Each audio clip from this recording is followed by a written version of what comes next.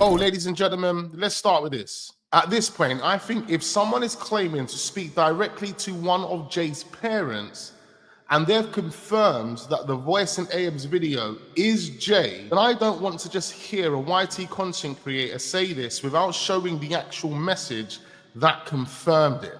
Where is the receipt, Wax? Show us the message that Warren sent you. And what this is showing me, ladies and gentlemen, is that this person has clearly only just got themselves involved in the Jay Slater case. They have no idea what's going on over here. Because for those that have been following this case for quite some time would know that Warren Slater does follow me on TikTok. He followed me back in August. Then we've had messages back and forth in regards to Jay Slater, some stuff that I can't disclose and some stuff that I have disclosed. In fact, if you've been watching my videos, you would know in previous videos, we have shared the messages. But what I'm going to do for this fraudulent account is I'm going to share the screenshot.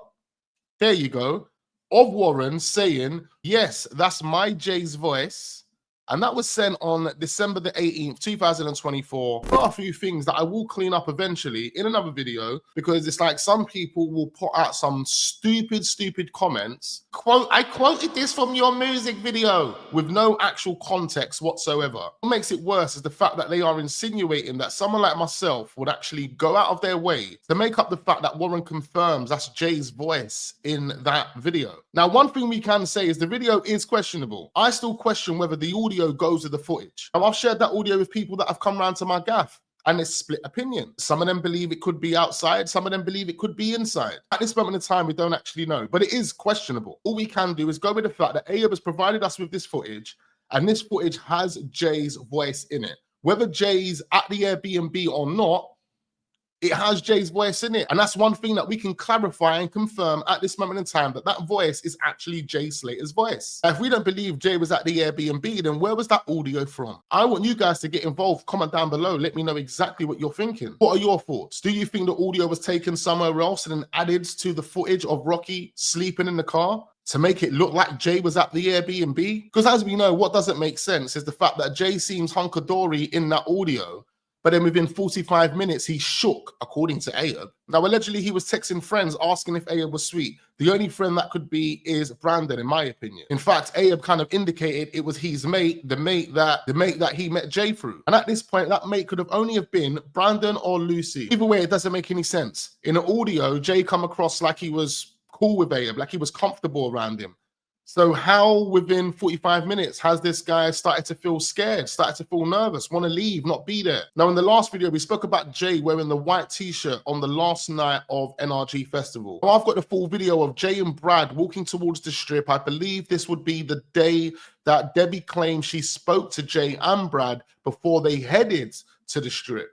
So they would have spoke to Debbie. They would have told Debbie, we're going to get some food. Then they would have made this video before heading to the actual strip. Some of you guys might have seen this footage already, but let's check it. Here we have it, the video of Jay and Brad. We can see that Jay's wearing that white t-shirt. And this is meant to be on the way to the strip, the last night of the NRG event. Now, this is the problem that we have. We can't fully confirm if this is the last night of the NRG event. This is what's been shared with me. All of the footage we've seen is Jay wearing the gray t-shirt. There's no footage of Jay wearing this white t-shirt other than this video we have right here on the screen. And this is the reason why people believe that there is potential missing time. Now, we spoke about the possible 20 minutes missing time between the phone call Brad had with Jay and the phone call Jay had with Lucy. It's 20 minutes. What happened within those 20 minutes? That is a question that we still don't have the answers to, because that would seem like enough time to get to the point of destination and save Jay. But as I said to you guys previously, what's never made sense to me is the fact that Lucy kept reiterating that Jay needed something to drink. Ayob claimed that he had water in the fridge and he bought Pepsi and Sprite from the shop. And that would have happened at 5, 6, close to 7 in the morning. So how by 8:50 is Jay telling Lucy that he's thirsty and really needs a drink? That just never made sense to me, and it's made me believe that Jay must have been in the ravine for way more hours than we're being told. Now, since the last video talking about Jay in a white t-shirt, a few of the subscribers have sent me over footage of allegedly Jay on the beach. Now, I think it was Joseph Morris that originally had this footage. But let's just quickly pull this up and have a little look and see if this is actually Jay. We've got the guy here, he's got the white t-shirt on, he's got a bag around his neck. It seems that there's an altercation happening. It doesn't even, and if that is Jay, it doesn't actually seem like Jay is the main person involved in the altercation. In fact, he was just pushed out of the group there to say, look, man, stay out of it, bro. You don't know what's going on over here. Can't confirm if this is Jay, but again, people are trying to tie this with the white t-shirt. I think I've got a way of proving this isn't Jay, but bear with me. So there's more of the footage here. They're saying white t-shirt figure emerges from the bush, allegedly. Something's there. Can't really see the figure, but something's moving. And the person does look like they're dropping. It does look like they're being hit. It does actually look like they've just been hit on the back of the head. I can't lie. Looking at that closely, it looks like they've been hit on the back of the head and they drop forward. That's what that looks like.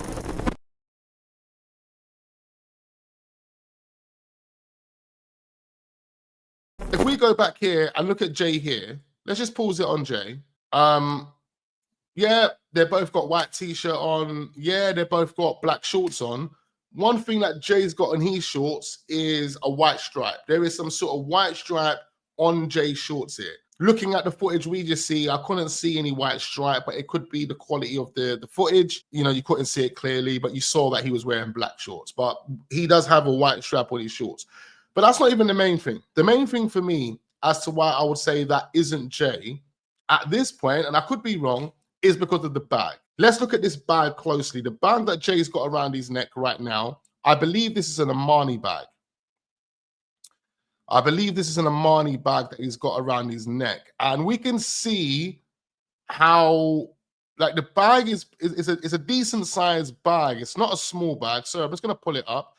It's a decent sized bag. It's not a small bag. With this Armani bag, you've got various sizes of it. You've got the small one, medium one, big one. This looks like it's the medium sized one. And the bag is key because the way Jay's wearing the bag is totally different to how the other guy was wearing the bag in the last footage.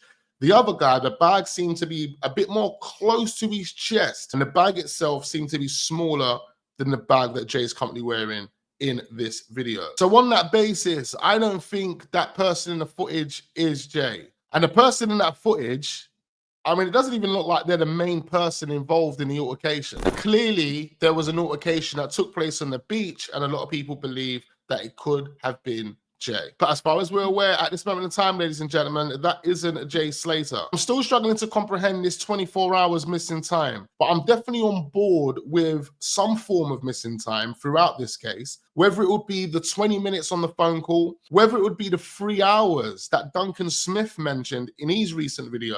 There is missing time somewhere. And that's not me clutching at straws.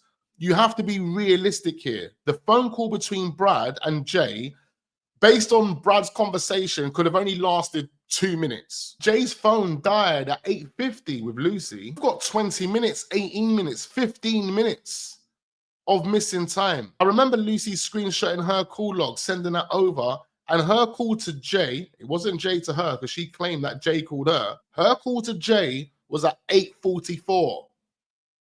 That means if Jay's phone died at 8:50, their call, if he picked up at 8:44, would have lasted for 6 minutes.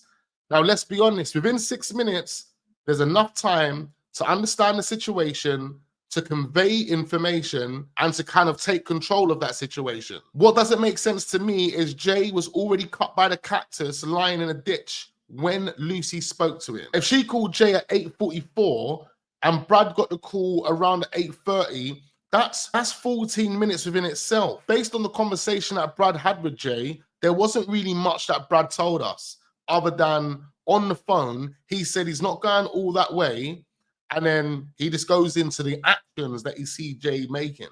He doesn't tell us what type of conversation he had with Jay, what Jay was telling him, what he was telling Jay. The only thing he did say is, if Jay was me, he wouldn't have went all the way down there. So it's kind of like he saw how dangerous it was from being on FaceTime. Jay couldn't see how dangerous it was, even though he was there and he was about to take part in some outrageous walk. It doesn't make any sense. It makes me believe that Brad had to have been there in order for him to have known where Jay was at that time. And I just wanted to bring this back to your attention because a big problem I've had is identifying the trainers that Jay was wearing. In no footage that you see Jay walking, standing, chilling, can you see Jay's trainers? I've been trying to identify Jay's trainers for ages due to the Airbnb picture, due to the trainer that was found down the bottom of the cliff. As far as we were told, Jay was wearing black and green Nike TNs. As far as we saw in one picture whilst at the airport boarding his plane,